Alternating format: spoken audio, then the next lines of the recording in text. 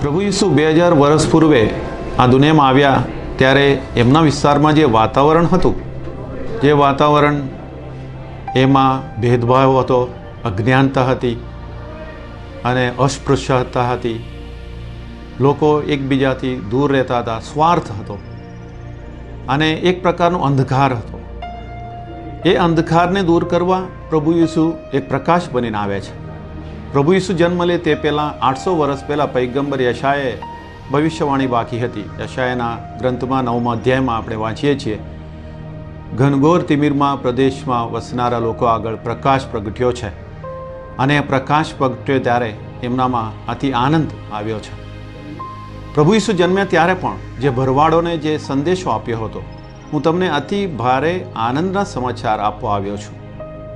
પ્રભુ ઈસુ જન્મ લે છે એ પરિસ્થિતિમાં, પણ આજે પણ લગભગ એ જ પરિસ્થિતિ છે.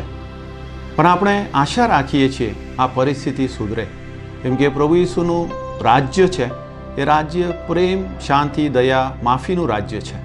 અને એ રાજ્ય આજે પણ આપણી મધ્યે હોઈ શકે, પણ એના માટે આપણે દરેકે કંઈ ને કંઈ કરવાનું છે. ખાસ કરીને ઈસુના મૂલ્યો અનુસરીને, એ મૂલ્યોના અનુસાર જીવન જીવીને અન્યોને પણ દાખલો બેસાડવાનો છે, અન્યોને પણ એ પ્રમાણે જીવન જીવતા શીખવાડવાનો છે. અને એ જ આપણે નાતાલનો તહેવાર ઉજવીએ છીએ, જ્યારે પણ આપણે દરેક જણ ઈશ્વરનો પ્રેમ આપણા દ્વારા અન્યોને આપીએ છીએ, ત્યારે એ નાતાલ છે, ક્રિસમસ છે. અને એ જ સંદેશ આપણને દરેકને મળે છે.